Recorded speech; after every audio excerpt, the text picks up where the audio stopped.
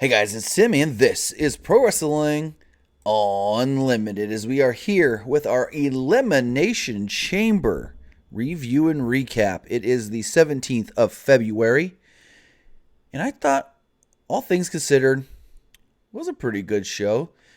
You know, there were some matches that were just there, not really that great, but then there were those matches that really did stand out. I feel like the men's Elimination Chamber match at the end, like throughout the match, it was okay. But when it was just Daniel Bryan and Kofi, it was great. I felt the women's Elimination Chamber match was actually better than expected. And there was some other matches that kind of fell flat. Kind of like, I think they tried too much in the SmackDown Live Tag title match. But, I mean, hey. Excuse me. Overall, that was a pretty good show. See who's with us here in the chat. We do got Kristen McNutt, Fully Clutch, Derek Bocek, George John Cox, Sniper King X, Nelson, Ashton Tyler, Voltage Dylan. What is going on, everybody? Thank you for joining me here live. Let's talk Elimination Chamber. Elimination Chamber did come to us from the Toyota Center in Houston, Texas. And like I said, pretty good show. As on the kickoff show, excuse me, we did have the Cruiserweight Championship on the line, as Buddy Murphy did successfully defend that title in a pretty good match against Akira Tozawa. I feel like the match could have been a little better, but at the same time, that could have just been me feeling that because the crowd really wasn't into the match. Because, you know, it was before the show even started. It was the pre-shows. The crowd still filing in. They were, you know, if you ever been to a WWE show, most of the times, since they don't have an intermission, you don't want to leave during the main show. So you use that pre-show time when you're first getting in to get all your snacks and your drinks then, so you don't got to get up. It's like going to a movie. You don't want to get out of your seat in the middle of a movie. So I think that's one thing that always hurts the kickoff show is that everybody's not in their seats initially. And so whatever's on that kickoff show is not getting that reaction from the crowd that it could have 20, 30 minutes later when everybody's in their seats. But like I said, Buddy Murphy did successfully defend his championship. Buddy Murphy won with a Murphy's Law, as he usually does. Also on the kickoff show, one thing I wanted to mention, we got a video from Kevin Owens. Kevin Owens was in a car and he said that he picked up a pizza while watching the Elimination Chamber with his family. He said it hurts him not to be there, but he promised that the Kevin Owens show would be returning soon. So as we move forward, the main card starts off. Well, actually, I think it was right before the main card starts off. Caleb Braxton was on the stage and introduced Texas's own Mark Henry. Henry told the fans to give it up for the Cruiserweight Championship match. They talked about the Elimination Chamber matches, and that was it. No run-in by Mark Henry. So as the main card starts, it is the Women's Elimination Chamber match to crown the first ever WWE Women's Tag Team Champions. Nathan Wallace, you say 75 to 95,000 at WrestleMania. I don't even think they could fit 95,000, and I don't even know if they got 75 last time they were in MetLife. So I think you're overjudging. So, anyways, with the Women's Tag Team Championships on the line, the match started off with Bayley and Sasha Banks taking on the team of Mandy Rose and Sonya Deville. Deville missed a knee early and hit the cage hard. Rose attempted to kick Bayley, but she ducked. Rose's leg then caught the cage, and Bayley hit her with a neck breaker. Later on in the match, the next team to come out were the Riot Squads, Liv Morgan and Sarah Logan. Logan sent Banks shoulder first into a pod. Rose and Deville gave Bayley a double superplex as the Riot Squad powerbombed Rose and Deville. The Iconics were next in, and the Iconics looked really, really good in this match. They tried to pin all the women in this match. They finally were able to pin somebody when Naomi and Carmella were in. Naomi and Carmella entered. Carmella climbed up the cage, but Billie Kay tried to powerbomb her off. Carmella reversed into a Hurricane Rana and sent Kay into the cage. Naomi hit a split-legged moonsault for a near fall. Naomi and Rose faced off. You know, they've got their personal beef. Naomi ran wild on Rose, but the Iconics rolled her up. It was cool. Like, Billie Kay hit like a sunset flip kind of pinning combination. And to make sure they pinned Naomi, Peyton Royce jumped over Billie Kay and put her on like a jackknife pin situation. So it was a double pin. Boom. Get them right out of there. Get them out of there. Naomi and Carmella eliminated. Rest of the teams surrounded the Iconics, and then out came Nia Jax and Tamina. The Iconics ran back into their pod. Jax and Tamina destroyed all the other teams. Jax and Tamina pulled the Iconics out of their pod. They swung the Iconics into the cage over and over and over. Jax and Tamina hit double Samoan drops to eliminate Billie Kay and Peyton Royce. Riot Squad members Liv Morgan and Sarah Logan climbed up the cage to the top of a pod and dove off onto Deville, Tamina, Jax, and Rose. Jax gave Morgan a Samoan drop into the off of the turnbuckle. Tamina hit the splash on the Riot Squad and eliminated them both. So we've got 3 teams left. It's Nia and Tamina, it's Bayley and Sasha, Liv and Sarah. No, Mandy and Sonya. My bad. Rudy Rodriguez, yes, and we are not covering that story because it is too personal. We're not talking about that. So outside of the ring, Jax charged at Bayley and she moved, crashing through a pod, kind of almost knocking herself out. The other 2 teams then worked together to eliminate Tamina. They all jumped on top of her, all 4 women, to pin her, eliminating Nia Jax and Tamina.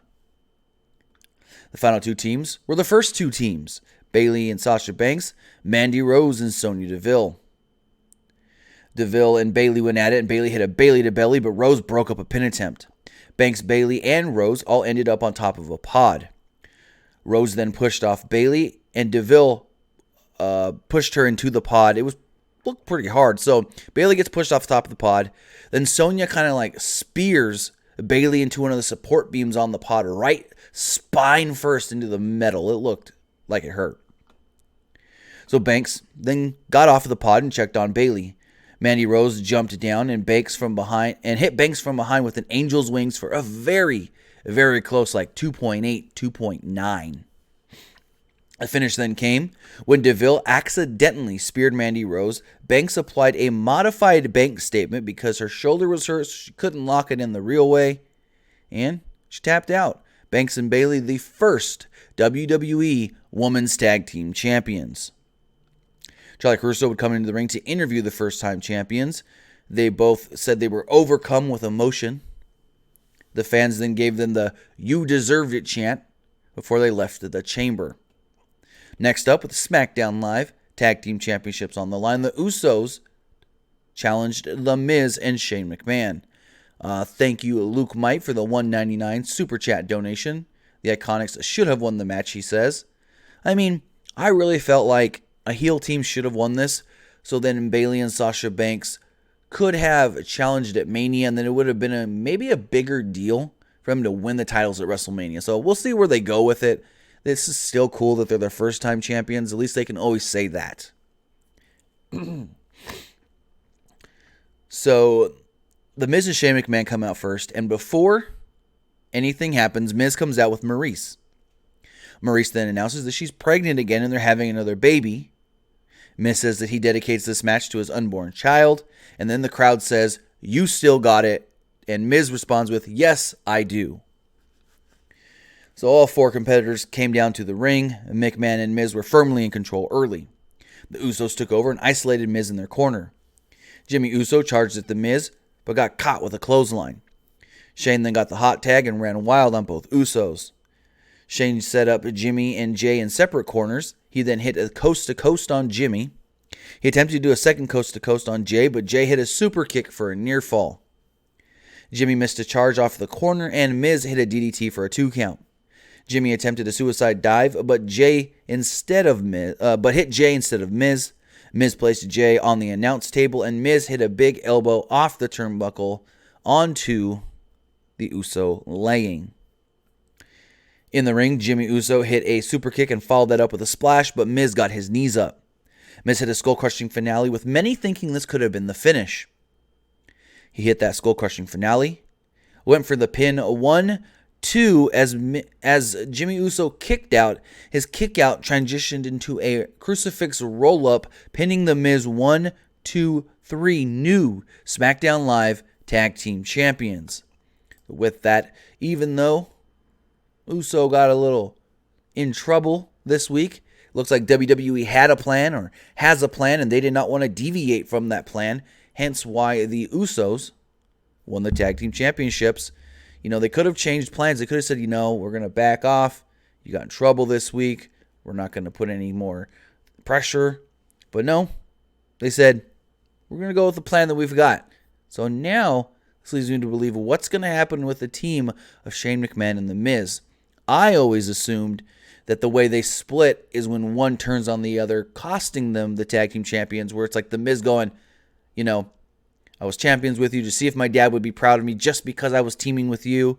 He was. It's not enough. And then he turns on Shane. That's what I thought would happen. He could still turn on Shane, say Tuesday on SmackDown or something, but I thought it would have came in the match. If not this match, then maybe either... Well, probably it would have had to come in this match or Fastlane if you would have set up like a Miz-Shane match at Mania, but we'll see if we do get that Shane-Miz match at Mania. After the match, Miz and McMahon were both seen to be disappointed in their loss, of course. Miz told McMahon he's sorry. Miz checked on McMahon, and they walked away arm in arm. So it seemed at this point that all was okay. So then going forward, Finn Balor challenged both Bobby Lashley and Lio Rush in a handicap match with the Intercontinental Championship on the line. Now, before the match even started, Dasha interviewed both Bobby Lashley and Lio Rush, and they teased a little dissension between the two. Rush teased starting the match, but tagged out to Bobby Lashley. Lashley had an early advantage, but Balor fought back. Lashley regained control and beat down on Balor. Lashley attempted to powerbomb, but Balor backdropped him onto the floor. Balor attempted a dive, but Rush tripped him instead. He then chased Rush, but Lashley pushed him into the barricade. And, anytime Rush tagged in, Balor briefly regained control, but as soon as he tagged out, boom, Lashley was in control again. Lashley attempted a spear, but Rush tagged himself in. Rush missed a frog splash. Balor blocked Rush from making a tag. He then sent Lashley and Rush to the floor and hit a dive on both of them. This will then lead to Balor hitting a dropkick on Rush, hitting the coup de grace on Rush, and pinning him to become the new Intercontinental Champion. So, I said this in the preview this morning that I put out. The reason I believed, after thinking more about this, that they had to be doing this as a handicap match was for what they did. For the fact that Bobby Lashley can lose the title, but he doesn't have to be pinned, and he doesn't have to be, it keeps him looking strong. After the match, Lashley was furious that he lost the title, yelled at Lio Rush. Lashley grabbed Rush and teased a move, but stopped himself in the midst of it. He then changed his mind and slammed Rush right in the middle of the ring. Razor Blade, no. You couldn't be any more far off. So, with that, we then had the Raw Women's Championship match. But before any of these competitors can come out, Charlotte Flair came out.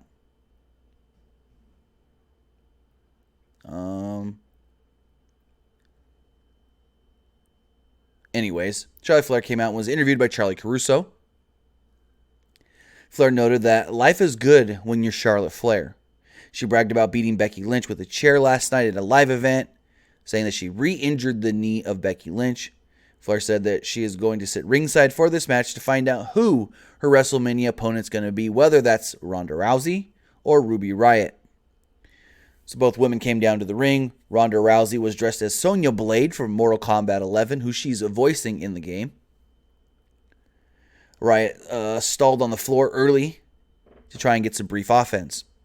Fans broke out in a Becky chant for most of this match. Rousey took over and hit what they call the Piper's Pit. It's like her rolling Samoan drop. She locked on the armbar and basically won this match in less than 5 minutes. Very, very short match. So after the match, Rousey was kind of talking it up in the middle of the ring, trying to get Charlotte to come into the ring, and Charlotte did.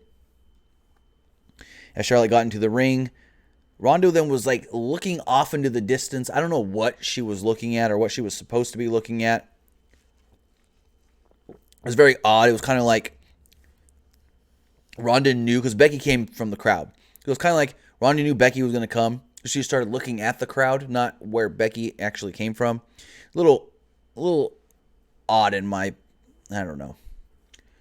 So, as we see Becky, she's hobbling through the crowd on crutches, and then she just walks to ringside. And it's like, okay, they're all yelling, she's suspended, she can't be here, and then she flashes a ticket. And Tom Phillips goes, I think it was Tom Phillips, he goes, no, it was Michael Cole, my bad. He goes, well, she's got a ticket, so you really can't say much. So are you telling me if I buy a ticket to an event, then I can just walk from the crowd to ringside and get in the ring because it's all good? Like, I don't know about that one.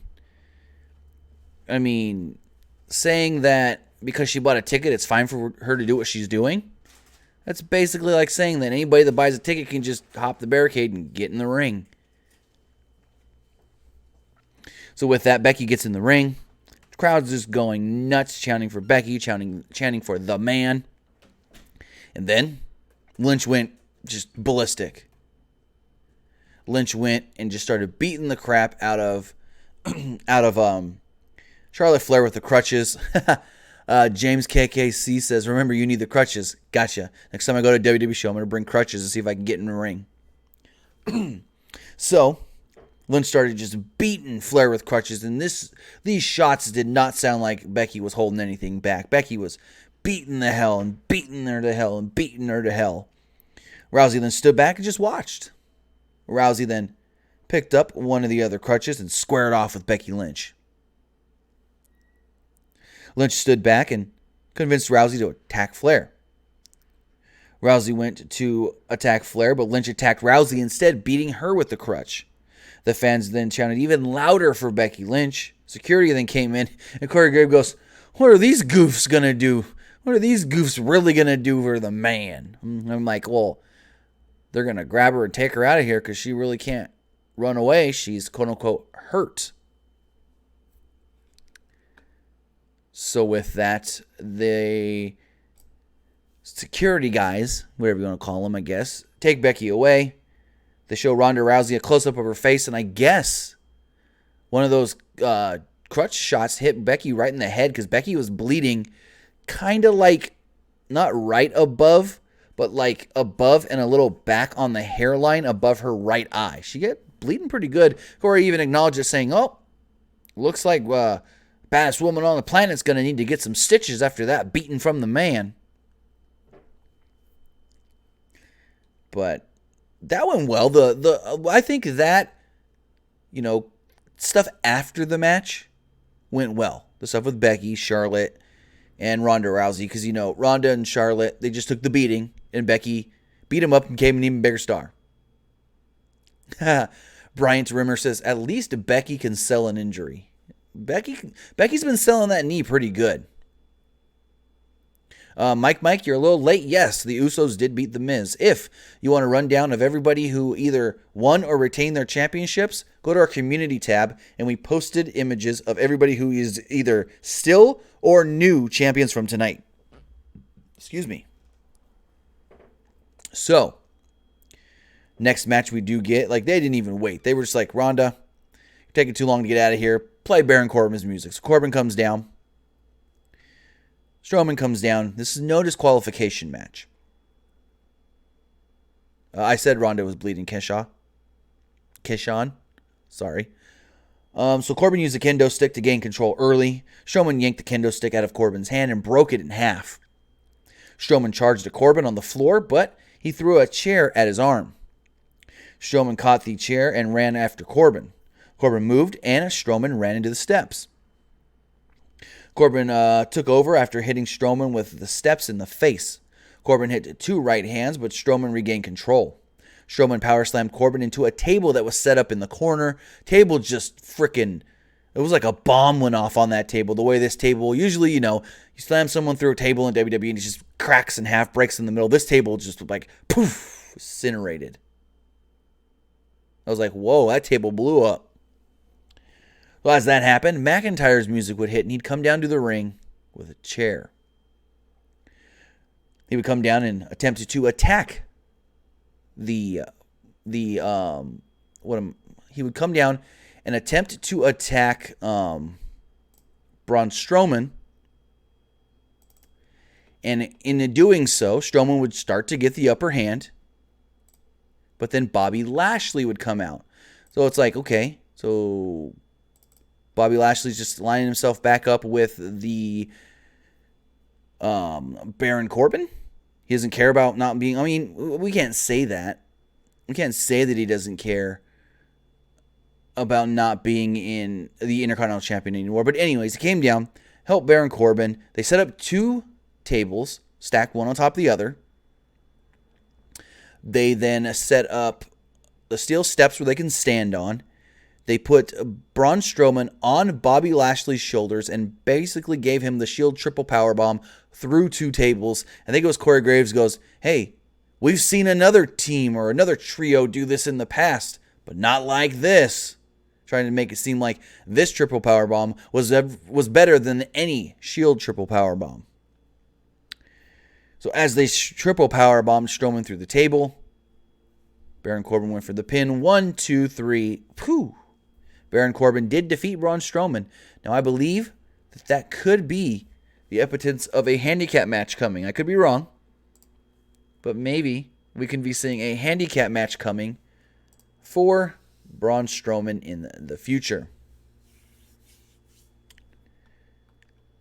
With that, there was basically little less than an hour left. Well, no. When that match ended, I think there was 65 minutes left, but we needed, video packages, entrances for all the guys in the Elimination Chamber match. The Elimination Chamber match basically went, I don't have the exact time, but roughly 50 minutes-ish.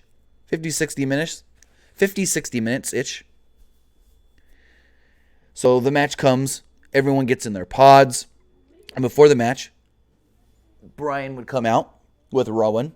He said that he's being punished for enlightening the fans. That's why he has to start this match. The referees then sent Rowan to the back. And I saw people on Twitter like, what? Why are you sending Rowan to the back? Rowan can't get in there and interfere, can he? And if you remember back at SummerSlam 2003, Triple H was the champion, the World Heavyweight Champion. To retain his championship, what he thought he needed to do was use a sledgehammer. But how did he get said sledgehammer? From his mentor, Ric Flair. With it being a chain link fenced, I guess you could say, a wall, it was super easy for Flair to just slide it right in and say, here you go, Hunter.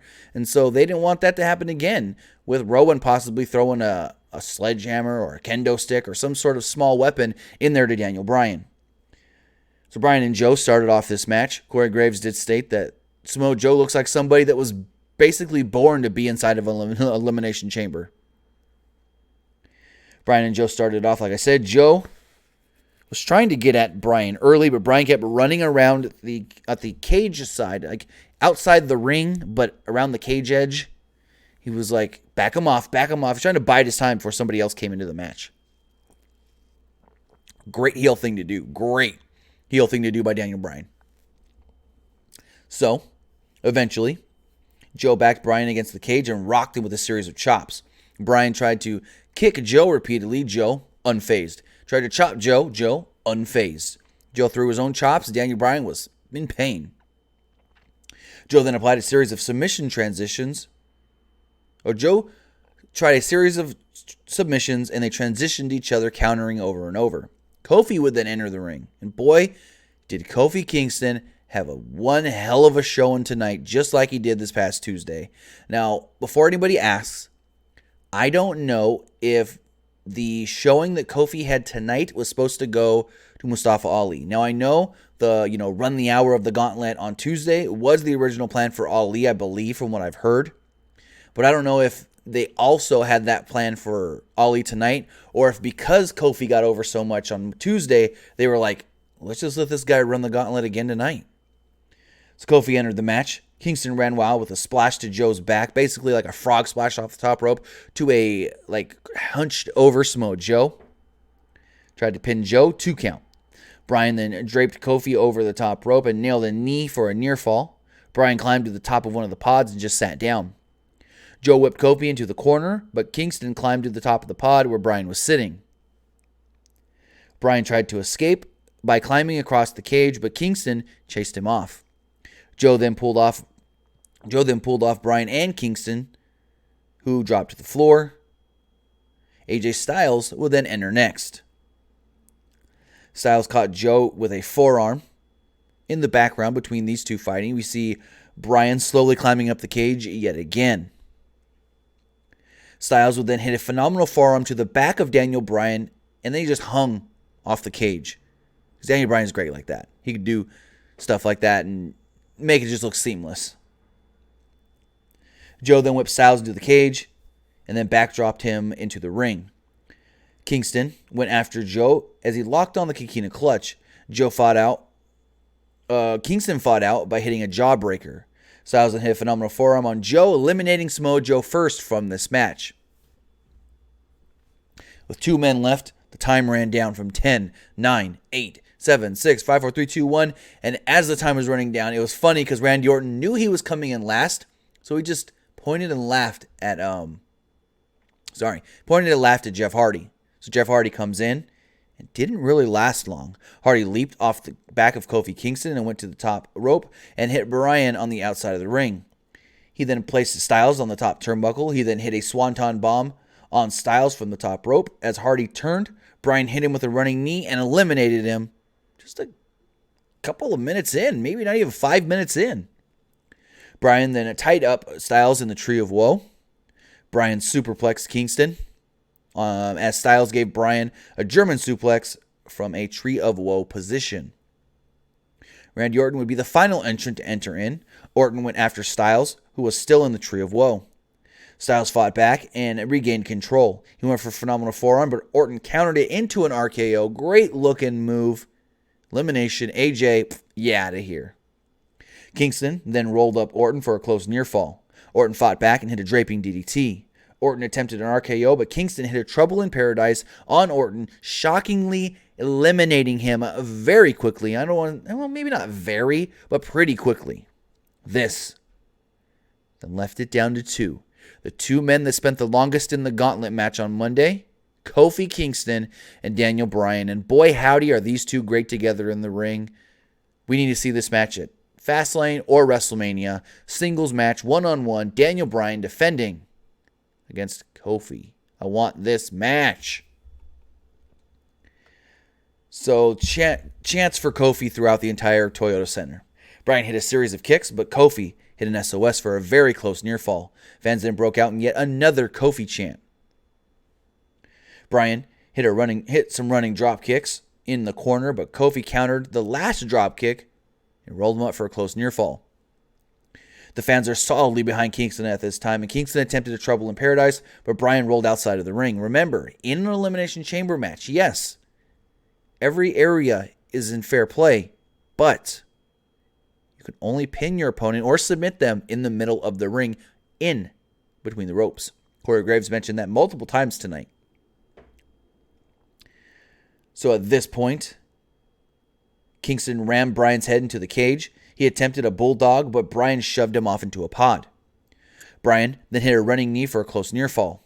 He went for a running knee again, but Kofi hit a Trouble in Paradise for a 2.9.9.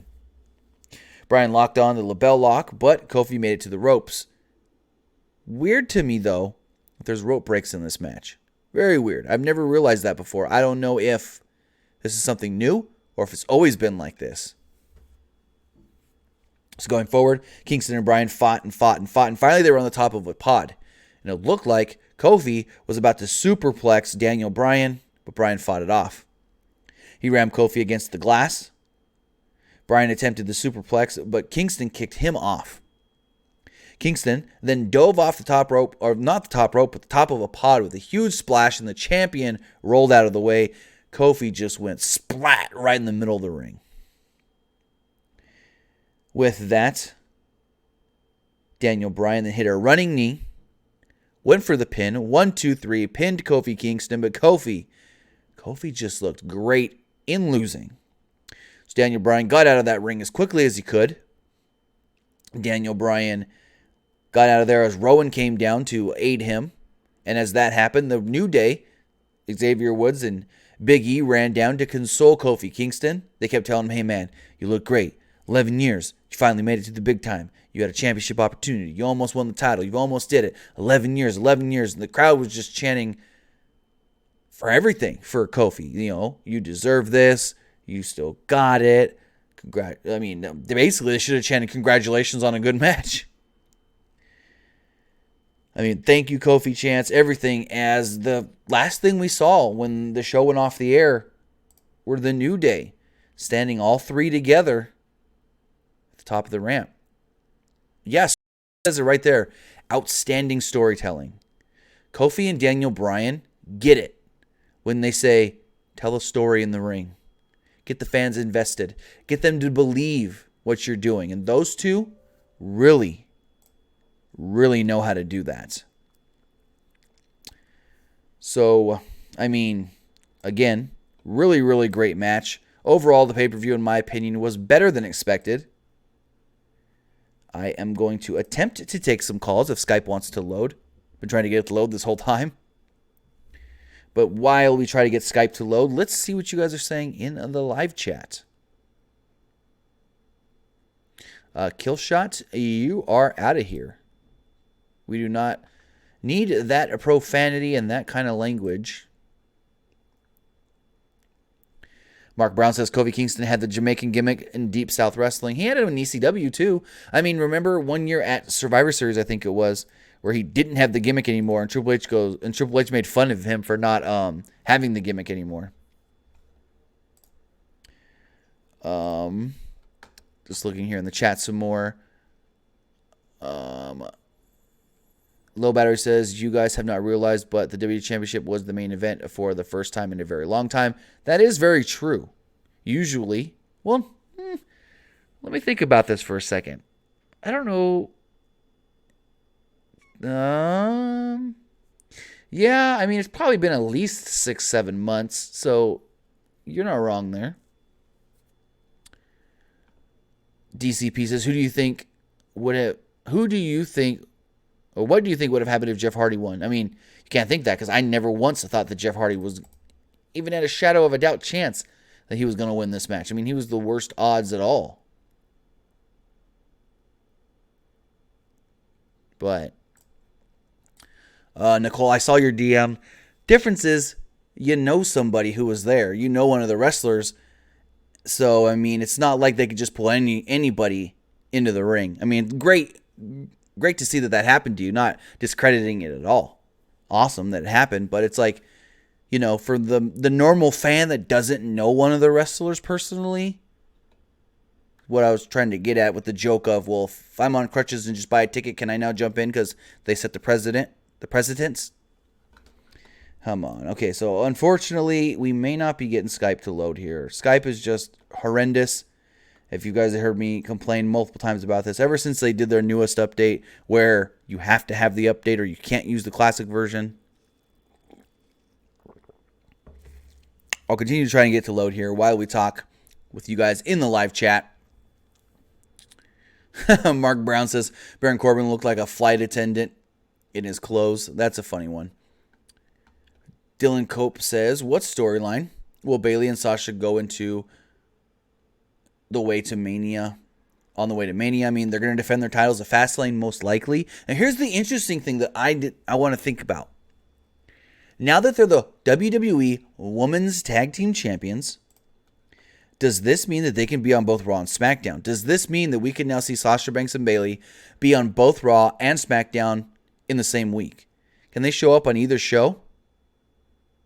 Yeah, I mean, it basically can be whatever the McMahons want them on now. It's basically like, okay, Sasha, Bayley, we want you on SmackDown this week. Maybe we have the Iconics Challenge. Or we want you on Raw this week. Maybe the Riot Squad Challenge. So it's going to be interesting to see but what show each week, if not both each week, that Bayley and Sasha Banks do show up on. I think it'd be interesting, if they show up on Raw one week, you'd be like, oh, they're not going to be on SmackDown, but you never know. They could be on both in 1 week. And I can really especially see that happening this week, where they both show up. Excuse me. I felt like I had to sneeze there for a second. They both show up on Raw and SmackDown this week, just to set the precedence of, we're the champions. These championships are floating. We can be on both shows. And we don't know if these championships are going to float to NXT either. Triple H was asked on the last conference call, will these women's tag team championships also consider being having the women of NXT involved as well? And Triple H said, we're talking about it. We're thinking about how to make that work and if we should possibly do that. So there is that chance as well. Maybe somebody like I don't know, throw two people in NXT together, or maybe just have, what Marina Shafir and Jessamine Duke want to challenge. Call them out and say, hey, you may not be here tonight, Sasha Banks and Bayley, but we're calling you out next week. We want to challenge you for those women's tag team championships. And so they come out at the NXT tapings, and that would be huge. Those two are NXT legends. Those are two of the women that made women's wrestling in NXT a thing. Now we know women's wrestling in NXT was made a thing by Paige and Emma and their great match to crown the first ever NXT Women's Champion. But at the same time, it's like those two did great in starting the division. But Bayley and Sasha, along with Charlotte and Becky, really put that division on the map and made the main roster see, hey, if these women can do that in NXT, why can't we do that here on the main roster? So just going forward, looking to see what else you guys are saying in the chat. What do you think will happen this week on Raw and SmackDown? Kind of hard to say, especially after today where Vince changed his mind on certain things multiple times. I mean, at one point, the Women's Chamber was supposed to end the show. Then the Men's Chamber was the main event. And then we heard, it might be the Women's again. And then we finally heard, you know what? No. The women are going to open. So just looking here, Slim Roberto says, who do you think will face Asuka at WrestleMania 35? That's a tough one.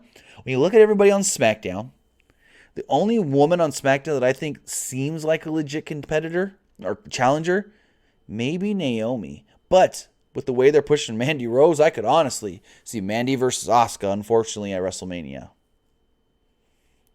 Razorblade AJ Lee is not interested in coming back to WWE. He said that AJ Lee and Caitlyn are the original NXT queens, but that was before NXT was NXT. That's when it was NXT, the quote-unquote reality game show. That's way before NXT was the real NXT, what it is now. When we know they've brought it to Full Sail, they quit the Florida Championship Wrestling Alliance and all that. So I want to say thank you to, I'm going to say your name wrong, Daron Harris for the $5 super chat donation. He says, Kofi, new WWE champion at WrestleMania. Hopefully, yes.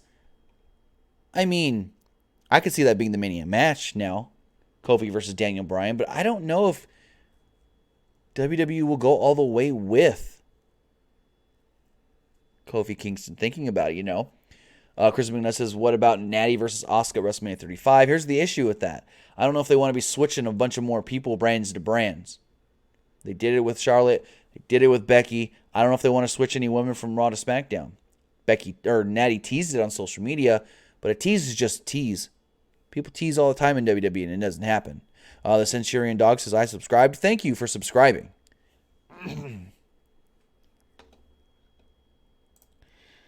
Let's try. I'm still trying to get Skype working for you guys. Christopher Rott says, do you think Sasha and Bayley will face the Bellas? The Bella and Trish and Lita? Oh, you're saying like a triple threat? I mean, they could do the Bellas, maybe even Trish and Lita. I don't know how favorable Lita is right now to the WWE that she signed on to do StarCast. Nicholas Smith says, Tim, do you think Mustafa will go back to the main event picture? Or will Kofi take his place? I don't know. That's a tough one. We know that Vince does like Mustafa. He said it in an interview that Vince has pulled him aside before and said, hey, I like these things that you do. Here's some things you can work on, but don't change this, this, and this. He says, Mustafa Ali said in an interview one time that Vince told him that he loves the way that Mustafa Ali can get any crowd behind him. They can get any crowd emotionally invested in what he's doing and want to see him succeed. Vince says that he said that Vince told him he hasn't seen something like that in somebody in a long time, and that he really, really likes that about Mustafa Ali and his in-ring work. So I don't know if they would push Mustafa out. I mean, Marcus Ryan, there you go. I could see Ali winning Money in the Bank, maybe. If they really want to go that far with him, keep him on SmackDown, because, you know, Raw's the main championship. They're not going to push Ali to the main championship. But you keep him on SmackDown. You have him win Money in the Bank, and maybe he challenges whoever's the SmackDown champion. That'd be an interesting one. I'd like to see that. Looking at the chat here. Just reading some more of your questions. Randy Orton 254 says, Iconics didn't look that bad tonight. I think they look the best that they have since coming to the main roster. Also, anybody notice that new hair by Peyton Royce? First, I had to double take. I was like, looking, what? Huh? Oh, yeah, that's Peyton Royce who changed her hair. I thought it looked good on her. Let's see what else you guys are saying here in the chat. KR Barra says, draft a Balor with the IC title SmackDown. They could, but at the same time, it's like you're not doing a superstar shakeup. We know till April 14th and 15th, I think it is. Until after WrestleMania. Jaden says, I really wanted Kofi to win. A lot of people wanted Kofi to win. I think Kofi winning wouldn't have been bad. But like I keep saying, this Daniel Bryan gimmick that he's doing right now, this quote-unquote new Daniel Bryan, I don't think works if he's not the champion.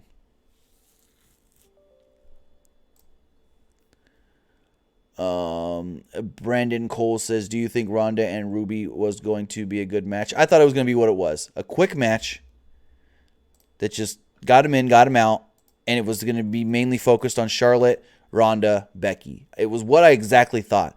That the Ruby aspect was just to have a match, get it over with quick, and you actually focus on what you were really going to be there to focus on. Jose De Leon says, Fire and Desire get first cracks at the Boston Hood Connection and Fastlane. I could see that happening since they did last the longest in that match. Basically right there with the champions, because both of those teams did start off the chamber. So I can honestly see that. That's a great prediction right there.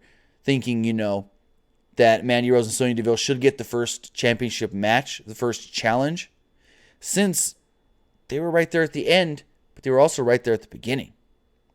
So I think I might keep that as my prediction. I was thinking that earlier, but at the same time I was like, well, maybe you want to do something different, but maybe you don't. So maybe you do have Mandy Rose and Sonya Deville the first challengers, whether that's at Fastlane, which I would assume you put these titles on the line at Fastlane. You don't want to keep these titles on ice till Mania. And then you go forward with them being... give me 1 second, guys. All right. We may have Skype here in just a couple of minutes. What I was saying is you don't want to put those titles on ice. You don't want the titles to be won and then, oh, whoa, Sasha and Bayley are champions, but they're not defending at Fastlane. They're not defending at the next pay-per-view. That would just make the titles seem like they don't care about them. So you do need challenges for Fastlane, and maybe you do have Mandy and Sonya be those challengers. I thought it was interesting, though, the way Michael Cole said at the end. He goes, Sasha Banks and Bayley, they've won it. They're your new women's champion. Like, what? He didn't say tag team champions or anything like that. He's just like, they're your new women's champion. And also, I forgot to mention, Beth Phoenix was on commentary for this, and you can hear, and this match was over, the emotion in Beth Phoenix. She was crying. Because, you know, this was something that she would have wanted to see when she was still an active member of the roster. She would have loved for her and Natty to have at one time been WWE Women's Tag Team Champions.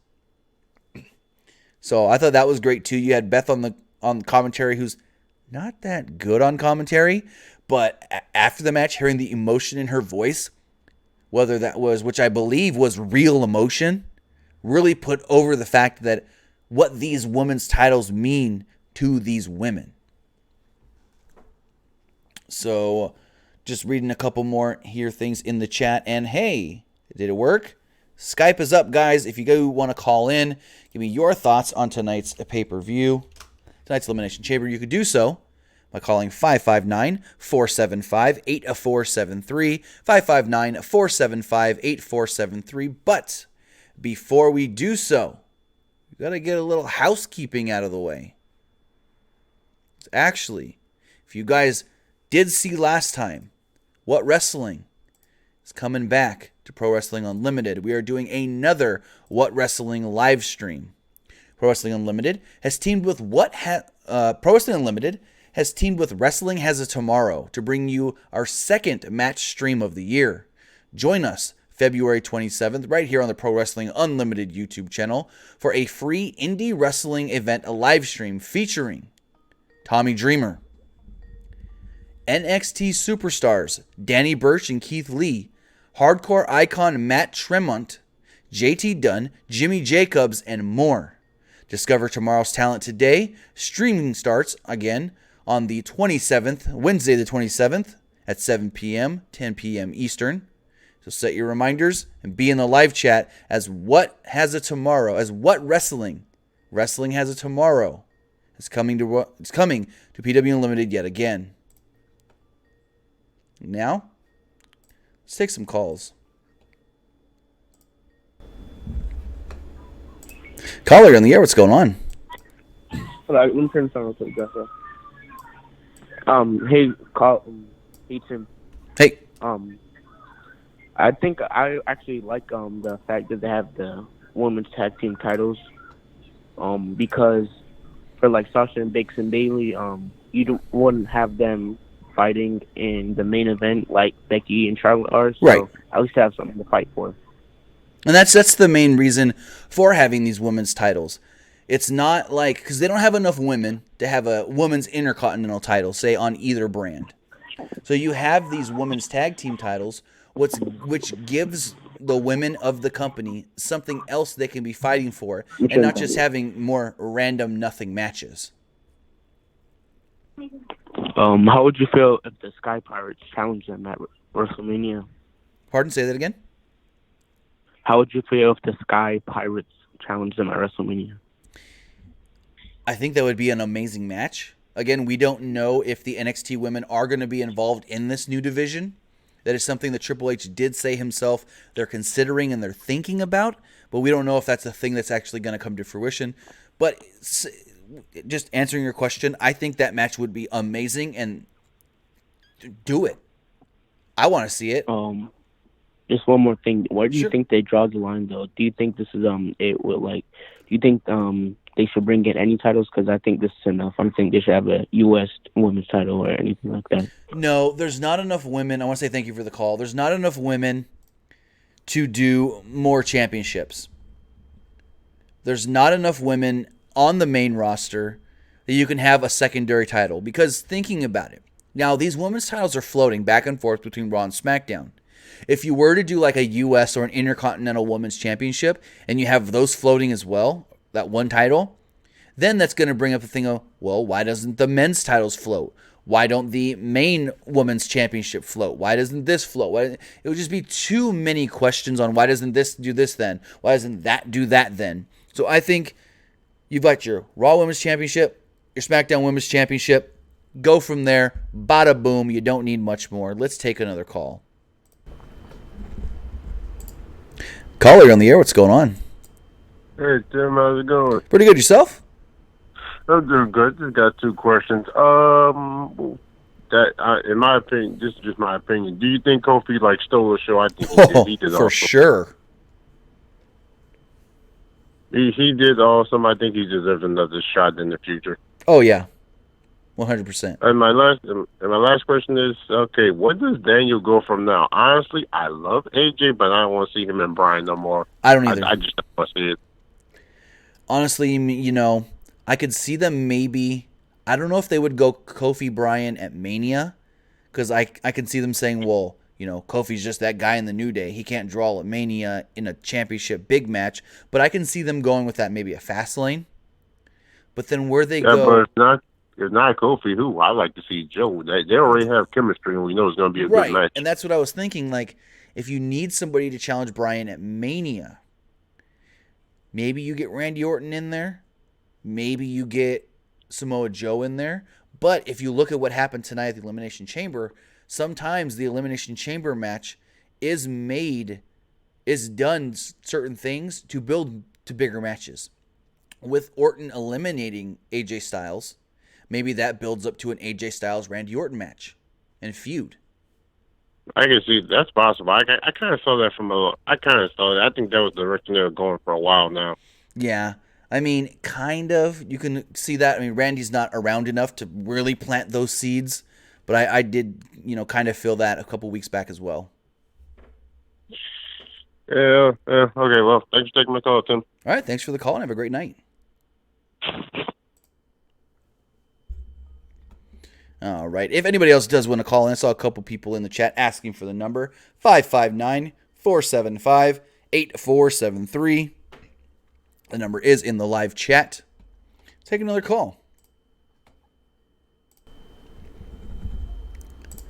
Caller on the air, what's going on? Hey, Tim. Hey, how's it going? Oh, it's going good. The show was. I'm Christopher, and the show was like an all-right show tonight. Okay. But my question is, do you feel we're going to get Randy Orton against AJ Styles at WrestleMania? Well, like I said with the last caller, I believe that certain things they do inside the Elimination Chamber, as we've seen in the past, do lead to bigger matches. Maybe that's at Fastlane, or maybe that is at WrestleMania. It does lead to bigger things.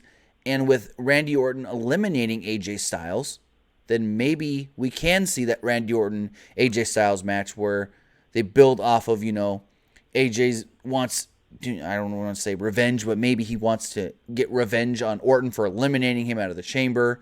Or maybe Orton does something again against AJ, and AJ's like, what, do you have something against me? And then that builds up the feud, and then we do see AJ versus Orton, because it is something new. We haven't seen AJ Styles, Randy Orton in a big singles match before, so putting them at Mania could be the good way to go, since it is something new, and the fans always say, give us something new. Now, with the whole Daniel Bryan thing, if WWE did not put the champion on Daniel Bryan, they could have kept AJ Styles against Brock Lesnar at Survivor Series. Maybe had Styles beat Lesnar, and then can you maybe see Styles and Orton for the WWE Championship at WrestleMania? I don't like to dabble in what ifs, what could have happened, because it didn't happen. So there's no real reason to go back and think, well, if this would have happened, then this could have happened. Because it's just beating a dead horse with the whole, well, let's try and fantasy book backwards. Kind of, not to be rude or anything, if I came off rude. But it's like, why fantasy book backwards? It didn't happen. Bryan's the champion. We got Bryan versus Brock, which was still a really, really, really great match. And now we move on from that.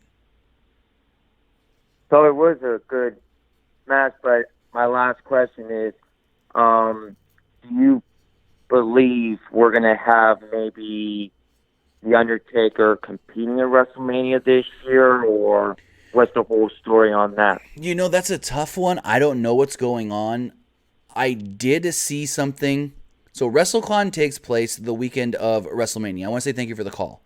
WrestleCon takes place the weekend of WrestleMania. And with Undertaker now taking bookings, they got a bunch of tweets. Hey, can you guys book The Undertaker? Can you guys book The Undertaker? And apparently, WrestleCon did tweet that Undertaker is not available until after WrestleMania. He is not taking his first bookings. He's not starting taking bookings till after Mania. Whether that means he's working WrestleMania, whether that means he's doing something else for WWE that weekend, or he just doesn't want to be there at all, is to be seen. But as of right now, I don't know what's going on with The Undertaker and WWE. It's really just up in the air. Looking at the chat, Andreas Thornton says, Tim, what do you think about the Usos getting the tag belts after Jimmy got arrested? I said it earlier, I think they had a plan. They wanted to stick to that plan, and they did not at all want to deviate from it. And that's why we saw the Usos become the champions tonight.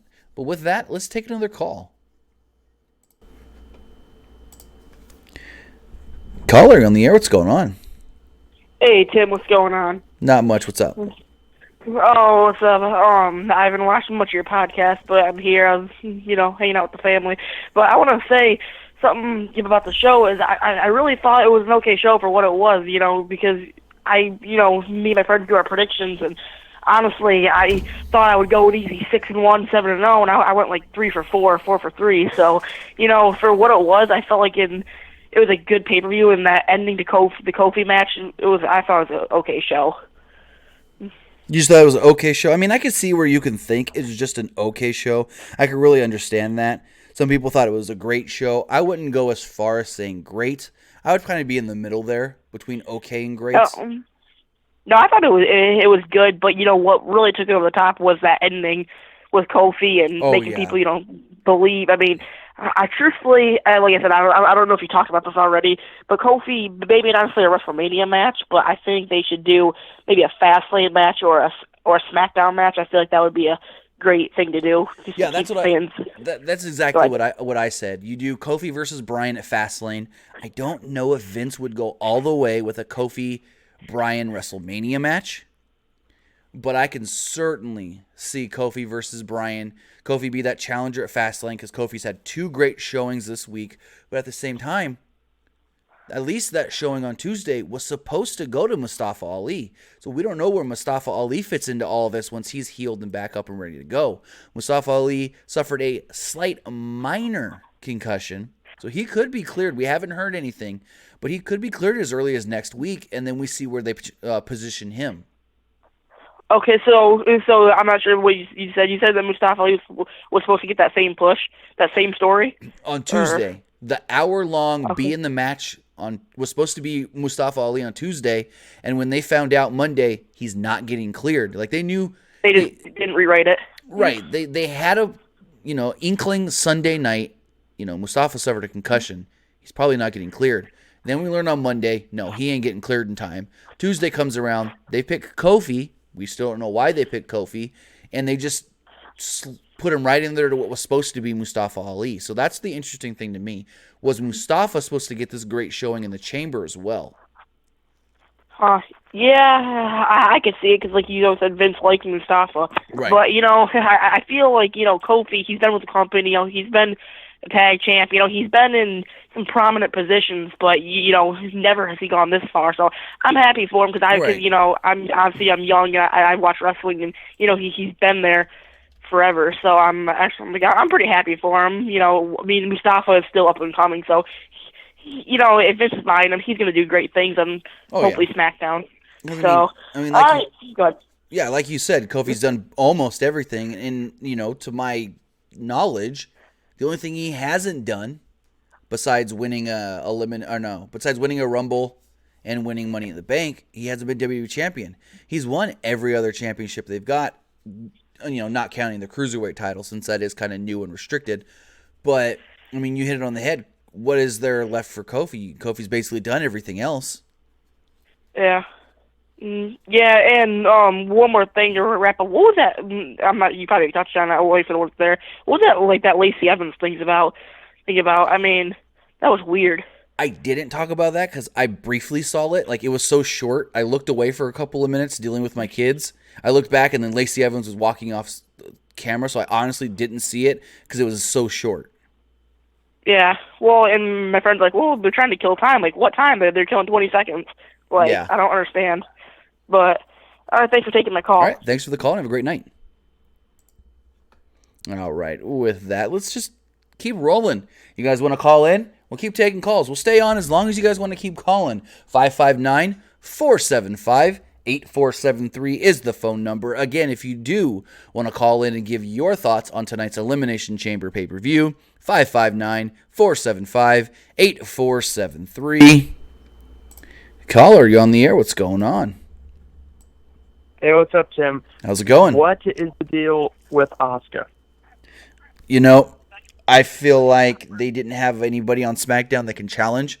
because basically all the women on SmackDown other than Lana and Zelina Vega were tied up in this Women's Elimination Chamber match.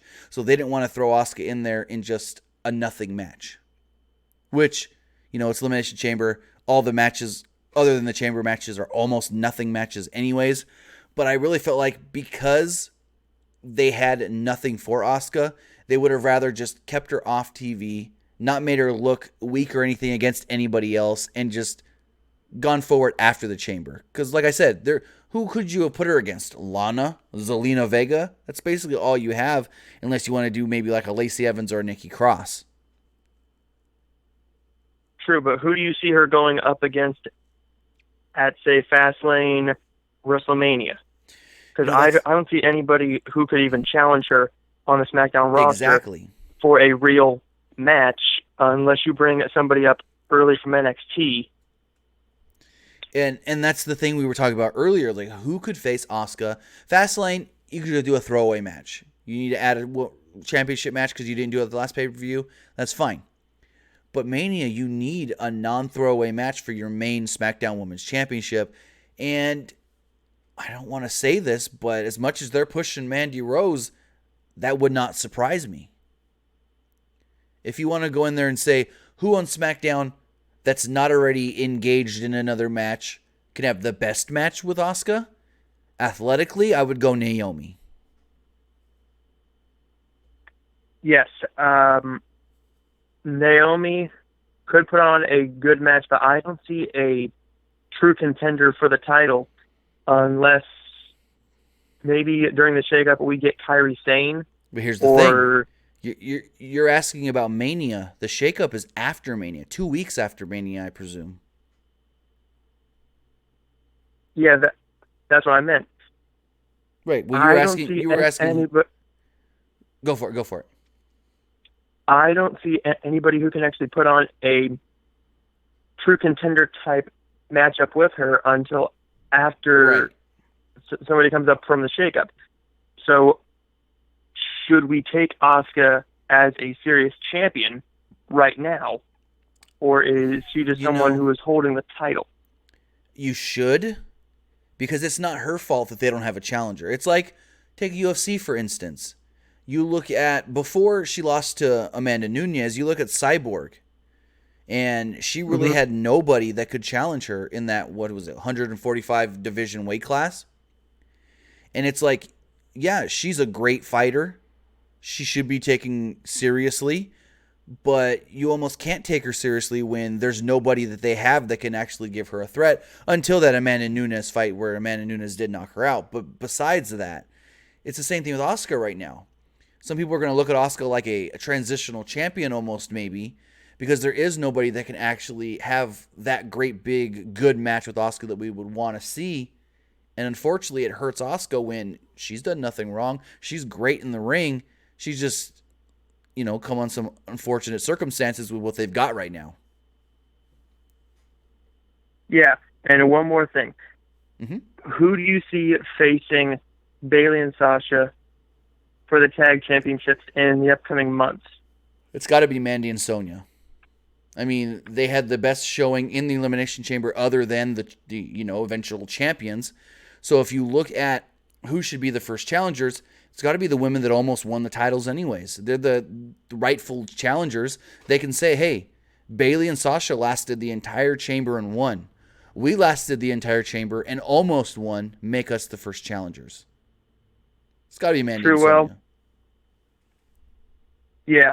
Thanks for taking my call, bro. All right, thanks for the call. Have a great night. All right.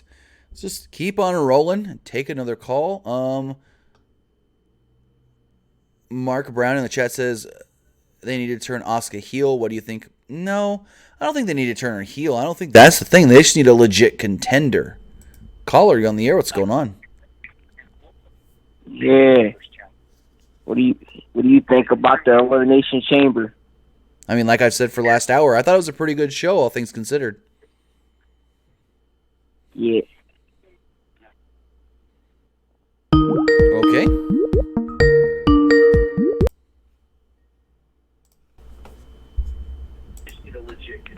Caller in the air, what's going on? Yes. Hi. Hello. Hi. Okay. So about the Elimination Chamber, what did you think about it? I mean, like I've said the last hour, I thought it was a pretty good show. Most matches were better than I expected, and even the women's elimination chamber match way exceeded my expectations. Okay. So do you like the women's tag team? Are you asking if I think the tag titles are a good idea? Yeah, Do I like the women. Yeah, do I like? I think that having the women's tag titles is good. Yeah, I think it is good because it gives more women meaningful bouts. It gives them something to actually fight for, other than just having random matches that mean nothing.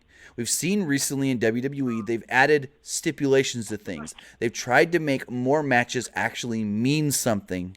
And now that you have these women's tag team championships, not only will you have, Sasha and Bayley be defending them, but now you will have to do number one contender matches to crown number one contenders. You'll be able to do that for both Raw and SmackDown. You can have Bayley and Sasha go from brand to brand, and they won't be stuck on just Raw. They won't be just stuck on just SmackDown. So I think overall, these are going to be great for the women's division because it's going to give them something more to fight for and reason for these women to want to, put more into their matches, not just, oh, well, I'm not challenging for the women's championship.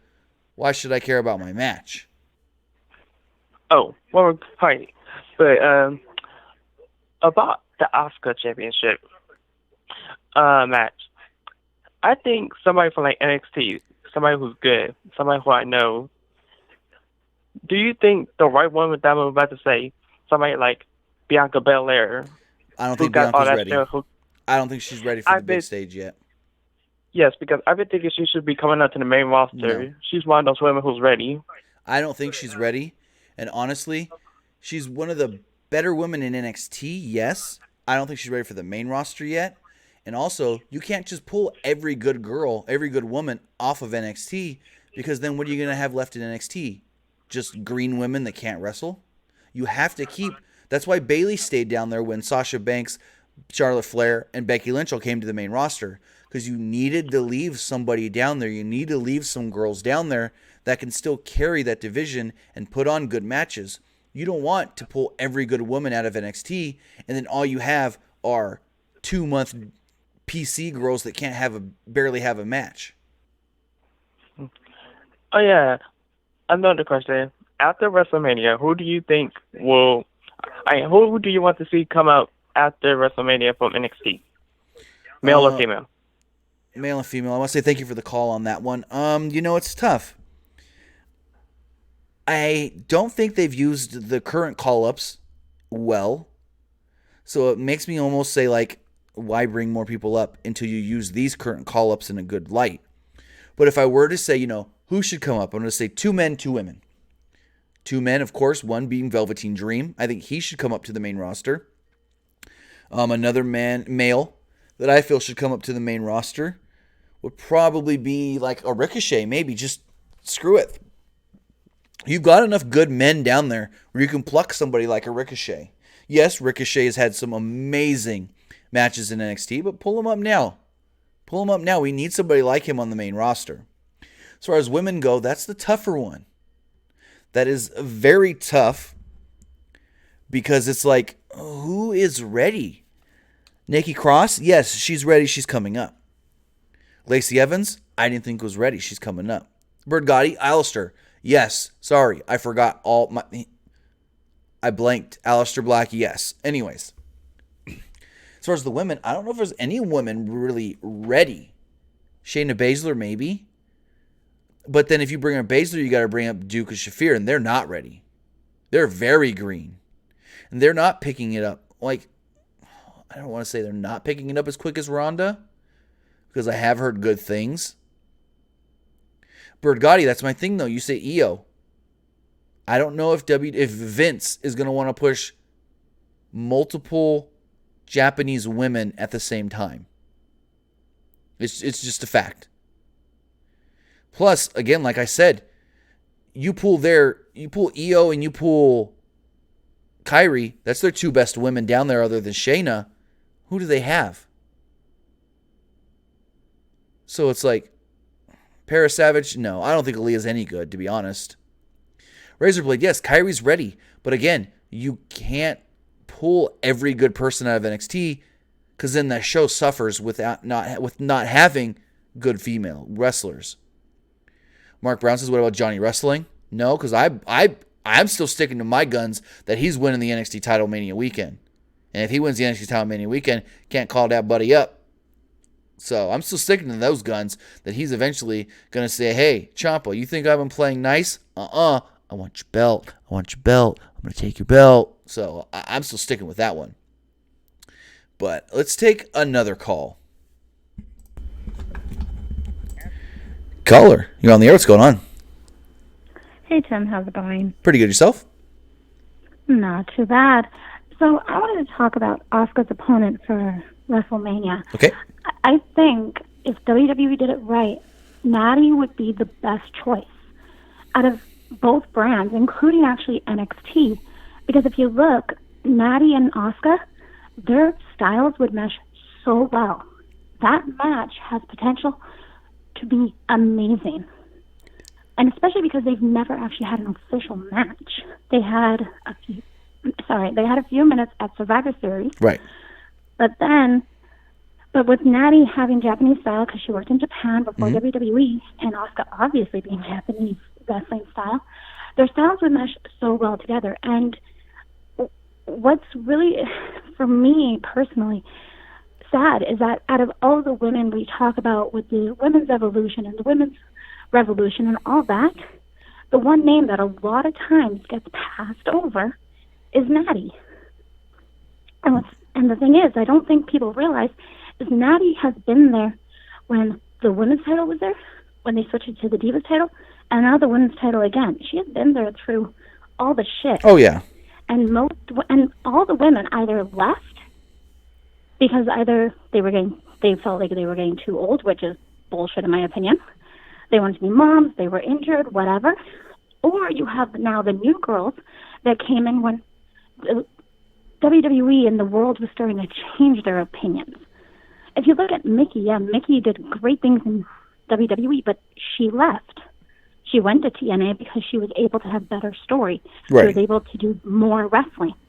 The one woman who stayed and who doesn't get the credit or the time is Natty. And she very rarely has bad matches. If she has a bad match, it's very, very rare. True. And I think out of all the women, you don't have a lot of women that how do I say this nicely, deserves that moment as much as Natty, because she is somebody who has been passed over time and time again. When it was the Divas era, it was because she may not have been the Barbie doll look. And now it's because there's this new crowd and we want to see the new girls. But you got the veteran over here who can wrestle circles around any of those girls any day of the week.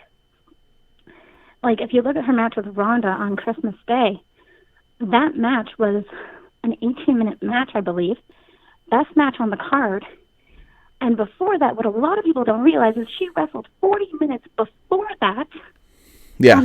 Because Christmas Day was a taping. Mm-hmm. So really, she wrestled for about an hour that night.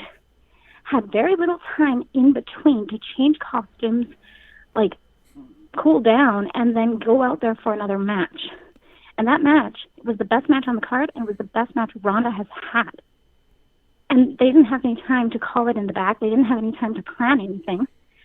Natty and Ronda had to go out there and call it in the ring, and it was the greatest match on that show. So I think Natty deserves it more than anybody because she has worked her ass off for over a decade in the WWE through all the crap storylines that they have given her. It's now kind of almost being passed over because she's not part of the NXT girls. And I think Natty deserves it more than anyone and can have the best match with Asuka with the girls that are on the main roster. I mean, I could see Natty versus Asuka being a really, really good match. We know that Natty did that tease on social media, hey, if other women can move over to Raw from SmackDown, why don't I move to SmackDown to challenge Asuka? But I don't know if they want to move anybody else right now before WrestleMania, and that's the big issue, though.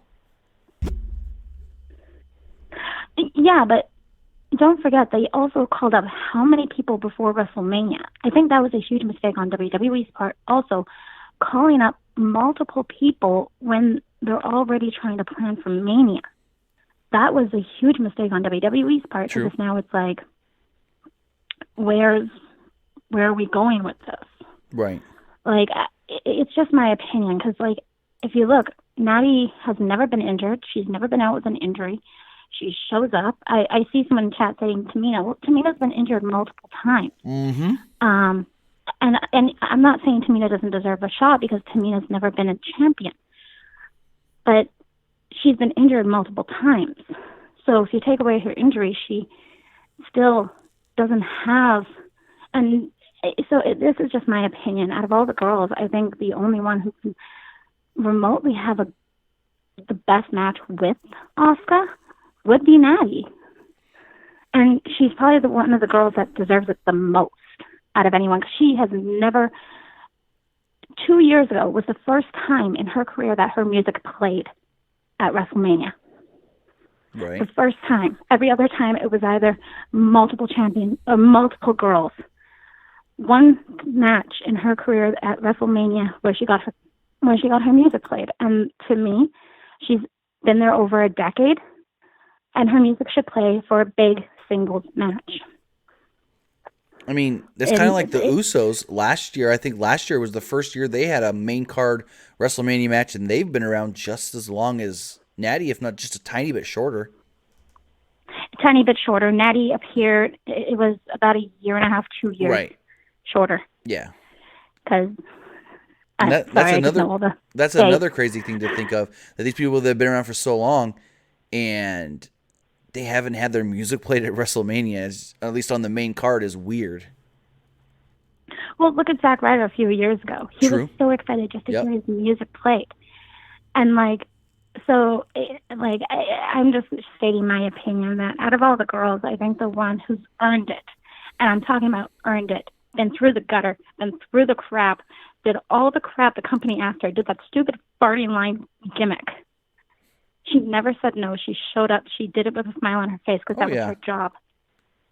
And I think it's about time that the company gives her a little bit of a shining moment, like she had one at SummerSlam a couple of years ago, which is huge for the Hart family. SummerSlam is huge for the Hart family, but at WrestleMania, nothing beats Mania and the music being played. No, I totally agree that if you look at everybody on the main roster that is not really going to be involved in something else, she would be the one that could probably have the best match with Asuka. I want to say thank you for the call, but it's like, thinking about it, who could have that good match with Asuka that's not already involved in something like, Bayley and Sasha? They're the women's tag champions. They're probably going to be defending those titles. You got Becky and Charlotte wrapped up with Ronda. And I said it when Natty did the tease, maybe that is a good way to go. You move Natty over and have her challenge. But at the same time, the big issue there is, do you want to move somebody else over and then put in the fans' minds that the brand split doesn't matter because girls can just get moved or guys can just get moved at any time? So it's a slippery slope. It's a very, very slippery slope. Mark Brown in the chat says, what about Luke Harper? I believe he's cleared and can come back at any time. Caller on the air, what's going on? Hey, man, I just want to talk about the last caller that talked about the Natty thing. Well, two things, actually. Okay. Let's talk about the Natty thing. I'm a huge fan, and I also believe that Natty should have a title shot, but I don't want to put her in a match where I know she's going to lose, because if I believe this correctly, I think this will be Asuka's first or second title defense since becoming SmackDown Women's Champion. Second, yes. Because she defended at Rumble, and so, yeah. Yeah, that's still way too early, and I don't want to put Natty through that, I got so close that I just lost it again, because she's been through that so many times. You're not wrong at all. I totally agree. And I feel like that's a waste on her. So even though I do see Natty being the only one, I believe Natty has a talent, but the persistence, consistency, and charisma, she doesn't really have that. But when it comes to just biting her teeth down, dragging a girl out in that ring and putting on a 5-star or 4-star classic, she can do that. It's just that she gets so many close calls that it's like when LeBron said, I'd rather get swept in the finals than lose in Game 7. Right. I'd rather get beat out of the beginning than go all the way and then lose close. I don't like that. I don't like doing that to her. True, but at the same time, some people do feel like, hey, maybe I'm not winning the title of Mania, but if I can put on a match that's considered one of the best matches of this year's Mania, that's almost just as good.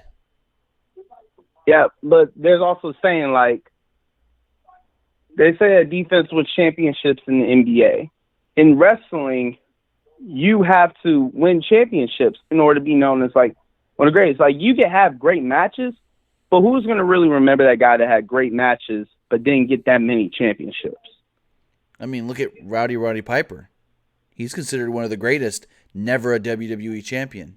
Yeah, the IC title a few times, but, I mean, there's one right there. But I will say it's compared to Natty, even though they don't have, like, an IC title and that kind of stuff, like, she's been, like, enough times to me, like, from, what was the Great American Bash, like, 2007, 8, where she was in the first ever Divas Championship match. Like, even when Beth was her partner, Beth was getting all screen time, and it was rarely that you saw Natty being thought about a singles competitor and then go to NXT with Charlotte.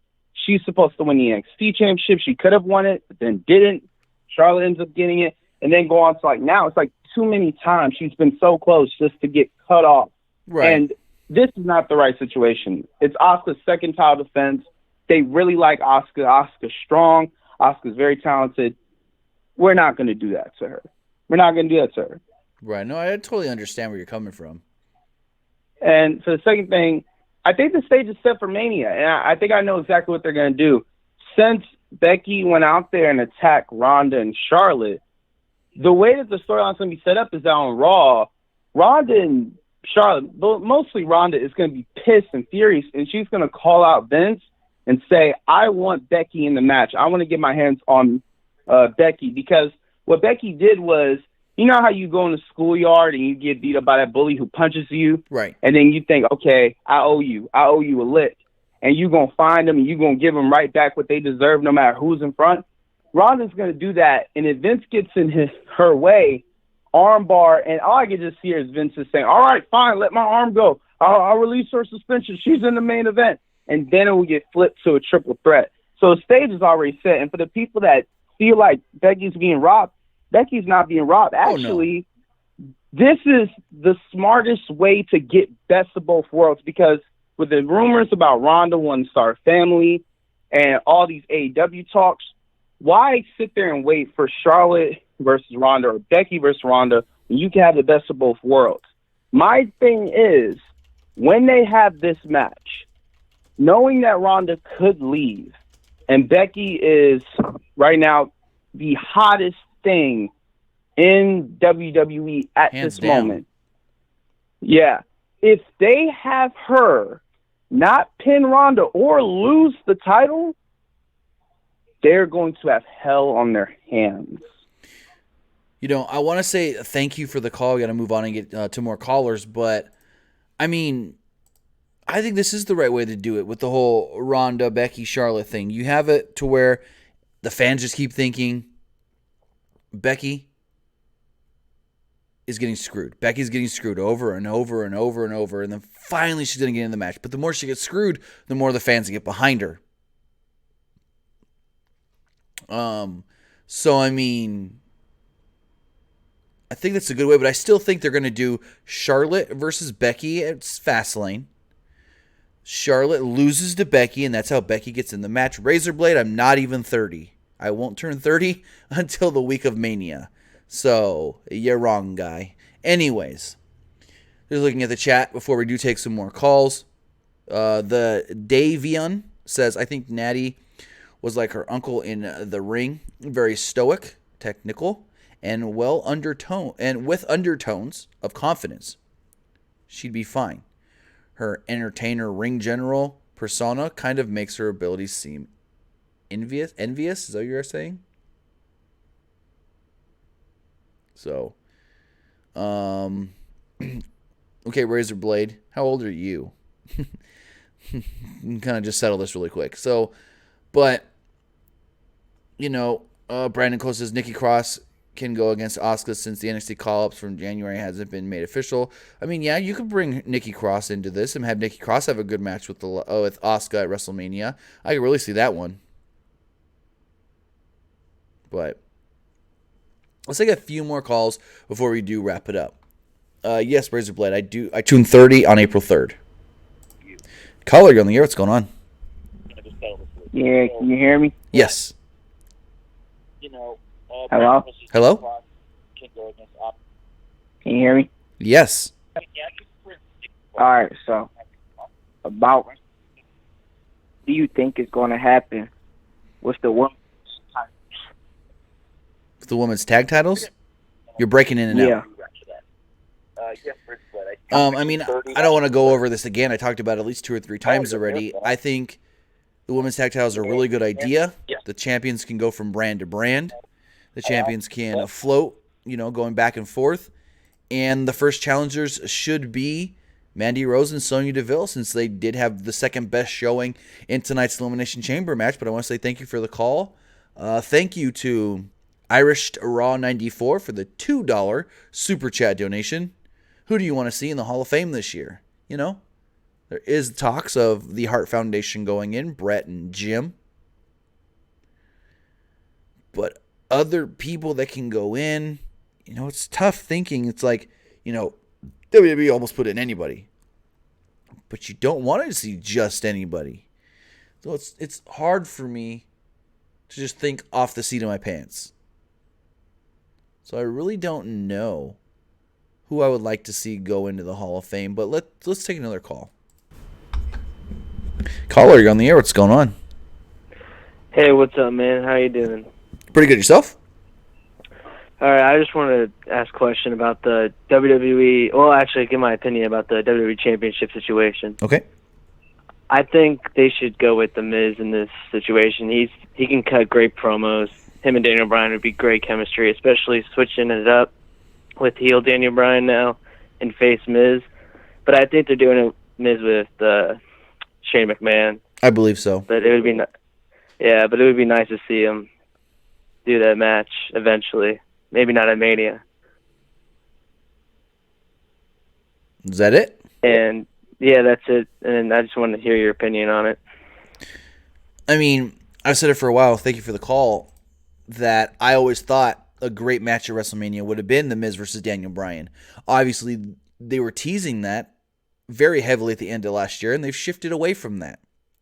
Now, it looks like they're going to go in the direction of Shane McMahon and The Miz. So that ties those guys up. That ties up The Miz. And I don't know where they go with Daniel Bryan in the WWE Championship going into WrestleMania. I'd like to see it be Samoa Joe. I'd like to see it be Kofi Kingston. I don't want it to be AJ Styles again. He had the title for a year. He challenged for another 6 months. Be gone. Do something different with him. Yeah, he's one of your top guys. He's one of your biggest draws. But as we see with guys a lot of times, they can be the champ for a while, but at the same time, we got to see what they can do when they're not the champion, when they don't have the championship there, when they don't have the belt on the line, whether they're the champion or the challenger, to make their match mean something. They got to go out there and have an almost nothing match mean something. So let's see what AJ can do without a title on the line. But let's take our final call of the night. Caller, you're on the air. What's going on? Hello? Hello? Yep. Hello? Hello? You hear me? Yes. Am I here? Yes. Okay, so about the WWE Championship, do you think Kofi Kingston has a chance of winning the title at WrestleMania? No. Not at all? I can see Vince doing Kofi versus Bryan at Fastlane, but I don't even think that Vince would go as far. Now, I could be wrong because of how well Kofi got over tonight, and that could change Vince's mind. but I don't see them going Kofi Bryan at WrestleMania. And even if they would, I just don't see them giving that title to Kofi. What about Samoa Joe? I can see that one. I can And really you think see he has a chance of winning There you it go. slightly. Like I've been saying for a couple weeks now, as long as they keep up this Daniel Bryan, I want to change the universe, I want to be Captain Planet storyline, I don't think it works if he's not the WWE champion. So I think until we see like this storyline, this character start to fizzle away, you got to keep that title on him. All right. So about the IC title at WrestleMania, do you think Bobby Lashley will challenge again? I think if Bobby challenges again, it'll probably end up being either on Raw or at Fastlane. You got to remember, we got to get through Fastlane before you get through Mania or get to Mania. So you can't just discredit championship matches happening at Fastlane. You got to remember what's going to happen at Fastlane before WrestleMania. True. All right, and with the Leo Rush situation, what do you think is going to happen there? I mean, it's a tough one. I like him as the hype man of Bobby Lashley, but it looks like it could be over. He lost the match, costing Bobby Lashley his championship. Bobby slammed him in the middle of the ring. So now, if it's over, then Leo Rush is just a 205 guy. All right. Thank you. All right, thanks for the call and have a great night. So with that, I want to say a thank you to everybody who joined me here tonight to talk about the Elimination Chamber. Again, the Elimination Chamber took place from Houston, Texas, in the Toyota Center. I thought it was a pretty good show, all things considered. Not good, not great, right in the middle, though. Well, maybe not okay. You can go that far. But anyways, I do want to say thank you guys for joining me here on this WWE Elimination Chamber live stream review and recap. And I wanted to say one more time that we will be doing another stream of What Wrestling Has a Tomorrow. Again, on the 27th of February at 7 p.m. Pacific, 10 p.m. Eastern, we will be doing another live stream of What Wrestling here on the Pro Wrestling Unlimited YouTube channel. On this show, we will see matches from WWE legend Tommy Dreamer, current NXT superstars Danny Burch and Keith Lee, hardcore icon Matt Trenton, JT Dunn, Jimmy Jacobs, and more.